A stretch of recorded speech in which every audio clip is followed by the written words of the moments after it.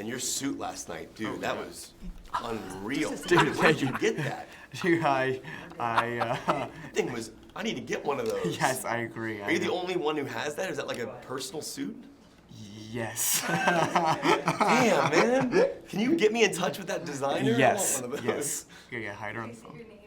Yeah, Kevin McCarthy, Washington, D.C.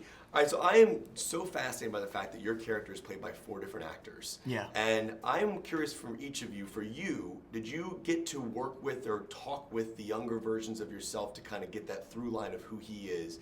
And for you, you're dealing with Nick at different ages. So how was that to act with different people playing that same character? So I guess for you first, like, did you get to interact with them at all? Yeah, I don't know if you remember this, but we were rehearsing, and 12-year-old Nick came in and was really, really excited to meet Steve. And it was just, I was gonna impersonate it, but I won't, but it was just amazing. You gotta do it now. Because he just came in and he went, Michael Scott! And I said this to the town, I remembered, I was like, that is what I wanted to say or do when I met him, but I felt like I had to act like cool or something, so. That's cool. But sorry, but to answer the question, no, and I think I just got lucky with, I think you get, that's more of I've always been on the younger side. This is my first time I've had younger B's. I'm always the younger version of someone, well, an older, more established actor, and I think it's just, you get lucky with the casting director or the director or something, and certainly Jack Nolan Grazer, who had that reaction. That Nirvana scene, yeah, man. and he's really excellent in the film, and he was in it, and it was so crazy because, like, before Call Me by Your Name came out, I think it came out before that, and he was in all these pictures and all these red carpets, and I was thinking, oh my God, they're gonna like plug when the beautiful boy comes out to be Steve and Jack. That's awesome. And for you, working with the different versions of Nick, was to get that through line of being a father to that same child? Yeah. Can you talk about just that, what that was like for you as an actor? Well, you know, I obviously work most with Timothy, so you sort of transpose the feelings that we generated as the older Nick to these younger kids as well, and the genesis of, you know, who this wonderful person started as.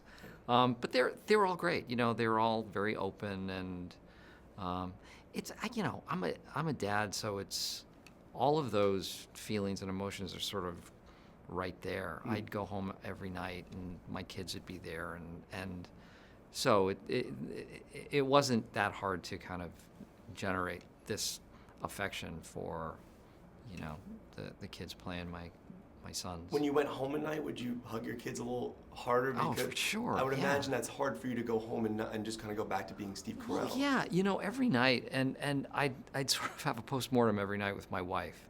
She'd ask me what happened today. Like, she'd see it in my face. Wow. And what did you shoot? And how do you feel? Because it did, and I think we both felt the same way about this. It really got inside of us, and it sounds so actory and kind of cliche, but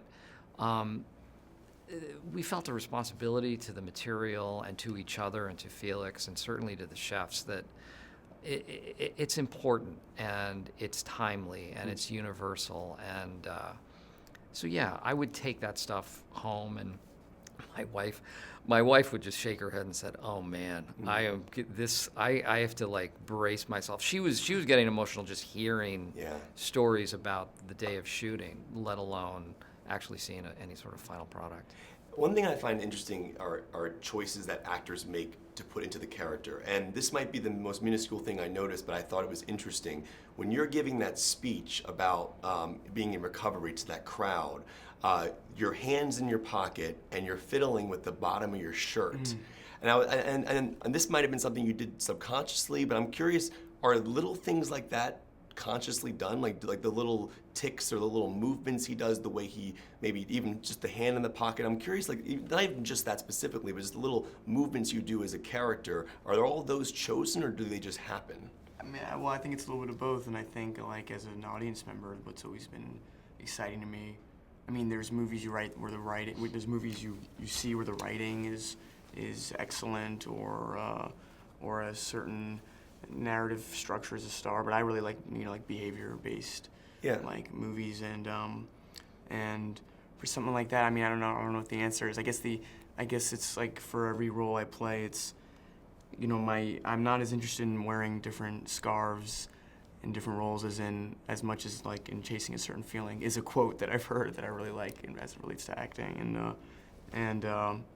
and for that kind of scene, as long as I don't recognize like very specific things about myself, because I feel like that's like a line cross, especially when you're playing a character, then any and all things that are like, I feel raw or something I like to take in, because I feel like as audiences it makes it resonate more, it feels more like real life, and generality is the enemy of art, so you try to make it as intricate and detailed as possible. And do you get to shoot linearly? Because I feel like since you guys are going in and out of so many different timelines, and you're going through recovery, then you get back into relapse, do you get to do any of that linearly? Like, would there be a day where you would be like in recovery, but also in kind of back? Would you ever have to jump in and out of that in the same day?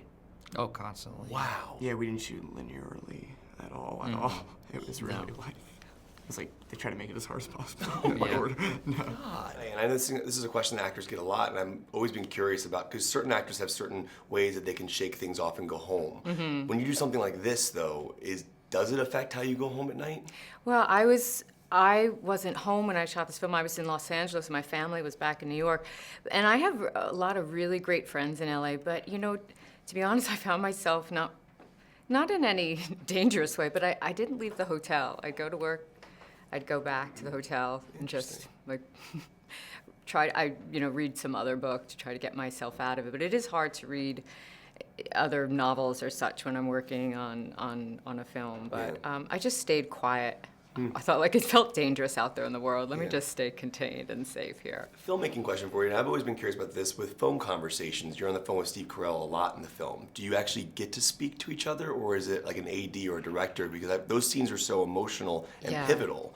We had each other on the other ends of the Great. phone calls. Yeah, we were off camera, or there's one scene Steve was just crouched behind the couch reading Really? lines for me, and then I would do the same for him. There's just one at the very end where we were trying to pipe it in through an old cell phone, but it was too old, so the AD read those lines in that one instance. But I was mentioning too that I just saw Michelle Monaghan the other day, and I think one of my favorite movies, one of the best movies ever made is Gone Baby Gone, and I never got to speak to you for that film. There's a question I've always wanted to ask, specifically about that ending, considering obviously this kind of ties into what we were dealing with here, parenting and that character as well. I'm wondering, I always wanted to know what you would have done in that situation, because I always found that one of the most morally divisive movies I've ever seen in my life in regards to what someone would do at the end. yeah, I mean, that seems like a good option, to let a child go live with Morgan Freeman and his lovely wife in the film, but really, you can't